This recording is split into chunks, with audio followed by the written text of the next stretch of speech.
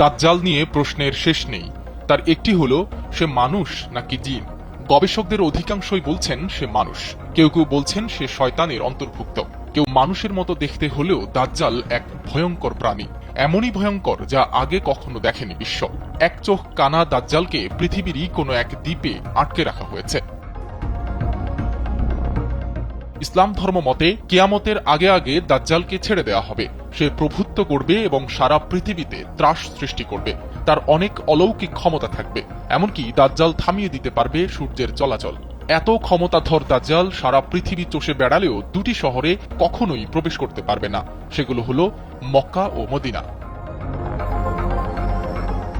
দাজ্জালের অবস্থান কোথায় সুনির্দিষ্টভাবে তা কারোই জানা নেই। তবে একজন শীর্ষ ইহুদি ধর্মযাজক দাবি করেছেন দাজ্জালের সঙ্গে তার সাক্ষাৎ হয়েছে। চেইম ক্যানিফস্কি নামের ওই ইহুদি ধর্মযাজক দাজ্জালের যে বর্ণনা দিয়েছেন তার সঙ্গে মিলে যায় রাসূল সাল্লাল্লাহু আলাইহি ওয়াসাল্লামের দেওয়া বর্ণনা। মনে করা হচ্ছে দাজ্জালের সঙ্গে ইতোমধ্যেই ইহুদিদের যোগাযোগ শুরু হয়ে গেছে। ভয় এবং অলৌকিক ক্ষমতা দেখিয়ে নিজের দল ভারী করবে দাজ্জাল। তবে প্রকৃত মুসলমানরা তার ফাঁদে পা দেবে না। তার অধিকাংশ অনুসারী হবে ইহুদি, অনারব ও তুর্কিদের মধ্য থেকে। রাসূল সাল্লাল্লাহু আলাইহি ওয়াসাল্লাম বলেছেন, তার উম্মতদের মধ্যে ৭০,০০০ লোক দাজ্জালের অনুসারী হবে। মিথ্যা জান্নাত জাহান্নামের চিত্র দেখিয়ে সে মুমিনকে বিভ্রান্ত করবে। দাজ্জালের আবির্ভাব কিয়ামতের বড় আলামত। তাই এ থেকে রাসূল সাল্লাল্লাহু আলাইহি ওয়াসাল্লাম আল্লাহর কাছে আশ্রয় চাইতেন এবং সাহাবীদেরকেও একই নির্দেশনা দিয়েছেন।